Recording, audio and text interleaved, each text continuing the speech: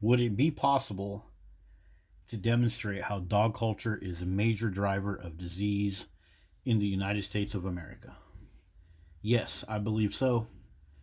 So let's give it a try. Let's start off with grief and substance abuse. Experiencing death of a loved one can lead to increased risk of substance use. Untreated grief can impact high risk behaviors and recovery outcomes. Individuals coping with this loss may turn to drugs or alcohol. So, death of a loved one is a driver for high risk behaviors and substance abuse. So, constant grief can lead to a cycle of addiction. So, that's like grief beyond what we're normally designed to handle. Individuals may turn to substances as a way to cope with their overwhelming emotions. This reliance on drugs or alcohol can create a dependency. So it's not just drugs or alcohol, it's substances or habits that give us a constant dopamine hit to basically distract us. So, drama. Now, some people use drama as a way to express or cover up their grief. There's actually a few studies on this about how this is very unhealthy. We see this in society. People use constant drama to keep themselves distracted. Like it mentions here, it can serve as a distraction from deeper emotions, but taking drama out of the grieving process can lead to a more authentic expression of feelings. Also, better outcomes if you go and read the resources. There's something called grief overload, as you see right here. Cumulative grief, it occurs when a person experiences multiple losses in a short period, making it difficult to process. So this is like having a bunch of people die. Normally, with the human family, sure, you're going to probably lose your grandma and your grandfather, and you might lose a father or mother to military service or police service. But you have your family there. You have human connection there to help you. And since humans can live approximately 100 years, the frequency that you have to handle this can be limited and minimized.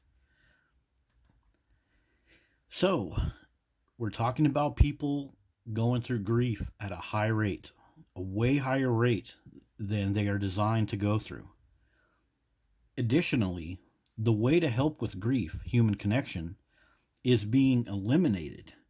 So, this is a double punch on the human mental health and physical health. Let's start off with looking at some numbers. So, 425,000 dogs were euthanized in shelters. So, the people that work in those shelters, they have to deal with this. They may not love those dogs, it may not be their dog, but they still have to deal with the significant grief of all of these dogs dying. Now let's look at dogs dying in the people's homes. 3.8 million dogs die each year in the homes.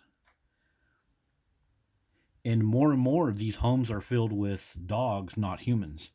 So you don't have that human connection there, because dogs are better and I trust dogs more. All of those little tropes and slogans from the dog culture. Yeah. And also, check this out, guys. Veterinary hospitals is where many of these dogs pass away. Veterinary jobs have one of the highest rates of suicide. So, this data that I'm talking to you about, it can all be proven. I will put at least 2 links to every assertion that I've made in this video down in the description. Next up, grief-related stress can contribute to various health issues. Heart disease. Hey, heart disease is the number one cause of death in America the last I checked. Weakened immune function. Hey, what about that? What about all this scare about the flu and COVID and everything else? Digestive problems. Yeah, like Crohn's disease, diarrhea, all those problems.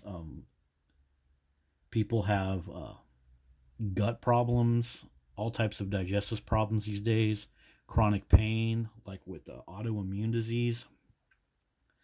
Yeah, this prolonged grief related stress can lead to many other serious health issues too. And like I started to mention earlier, human connection is the best way, one of the best ways to overcome grief. It provides emotional support with individuals so they can express their feelings. It's important to do this with the human because they speak your language.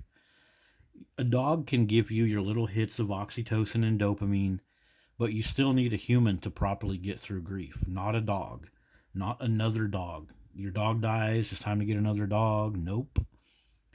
Friends and family, guys. You need your friends and family, and that's humans, not dogs. So, the grief counseling market in the USA is experiencing significant growth. Well, what is the significance of that? Why should we care about that? Because this illustrates that we are going through a lot of grief. And adding more dogs to our life that are going to die at a rapid rate, piling more grief on top of ourselves, that's just a health risk. It's a significant health risk. As you can read, this is a $4.52 billion industry. So, this information that I'm showing you, this would also be considered meta information by the healthcare industry. They know this, and they're going to recommend that you get a dog so that your dog can die and they can sell you some grief therapy. So, for my viewers that are comparing dog culture to capitalism, here's a good point that you can pull from some of this stuff that I'm sharing. There is a profit to be made off of dog ownership, but it's not really profitable for our country to have a bunch of depressed grief counselors and grief people that need grief counseling, because the people that have to do this grief counseling, they also suffer significantly. People that do grief counseling, when they go home, they have to process all of that terrible stuff that they have to listen to during the day too. And also, there's a growing market for pet death grief counseling. So, like I said, there's a profit to be made here, but that's not really my point with this video. It just shows us that we're going through all this grief, that we need actual counselors. Companies will actually invest millions of dollars to create pet grief counselors. So that shows us that there is something going on here. There is a problem here. We are overloading our population of humans with grief, for one thing. And for another thing, we're not allowing them the proper human connection because we're replacing human connection with dogs.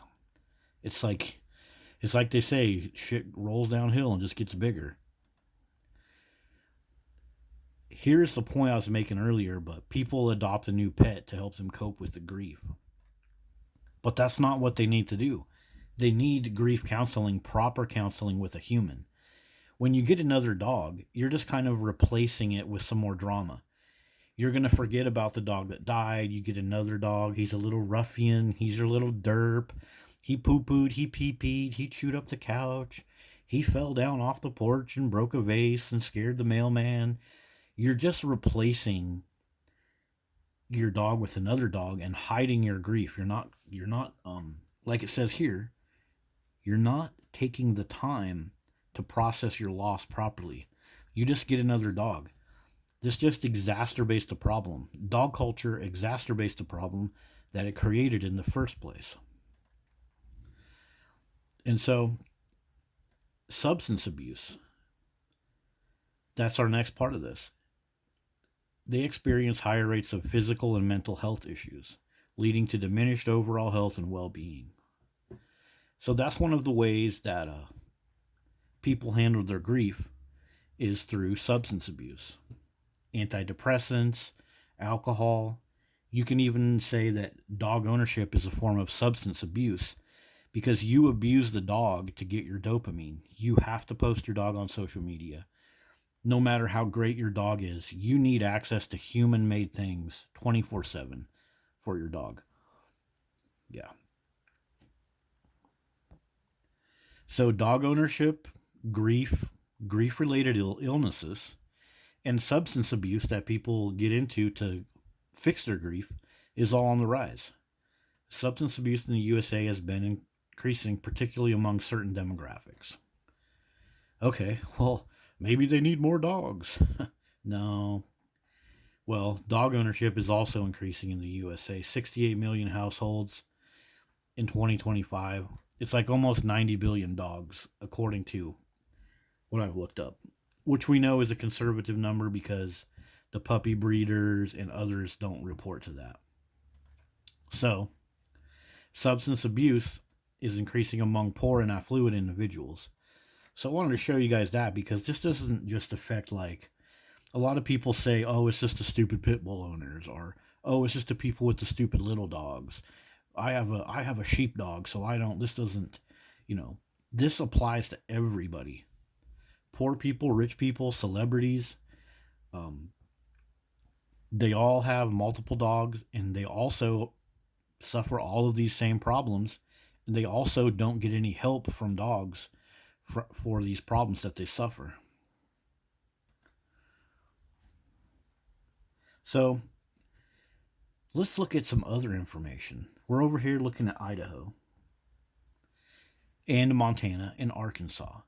These are the states with the highest percentage of dog ownership.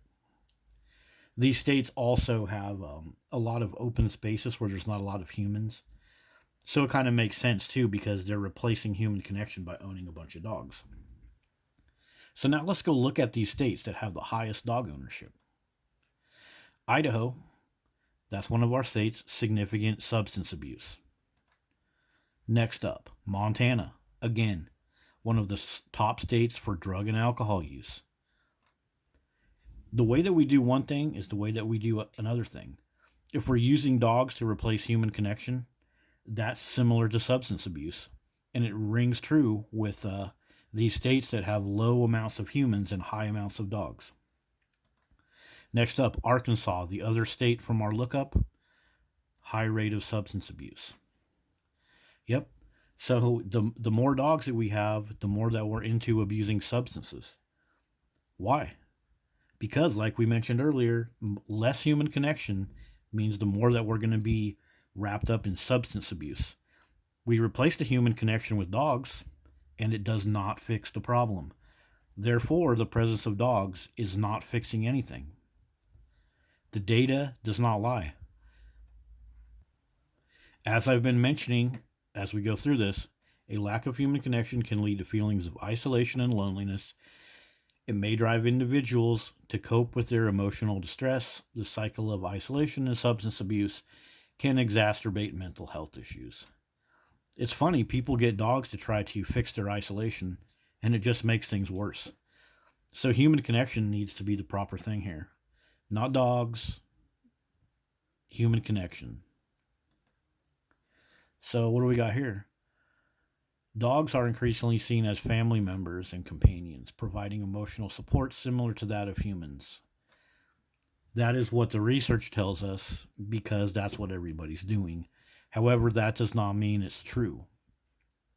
It says many people are choosing dogs for companionship due to social and cultural shifts.